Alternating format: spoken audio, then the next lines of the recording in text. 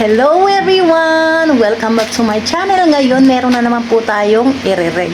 Yes po. Ito po ay isang uri ng drinks. Yes. Drinks po. Ito po ay coffee. Sa mga coffee lover na katulad ko, try po natin yung ganito. Ito po ay Nescafe Original with stevia. So, ang nakalagay po dito is 55 calories, 0 gram sugar for 100 ml of drinks. Nabili ko po ito sa isang supermarket. Isang ganito, twin pack na po, nagkakahalaga ng 13 peso. Ito po. So, para po ito sa mga coffee lover na ayaw ng masyadong ma-sugar or umiiwas sa sugar pero makakapag-coffee pa rin. So, try po natin to. I-rate natin to kung ilan ba at kung saktong-sakto ba sa panglasa, kung wala pa rin po bang pinagbago.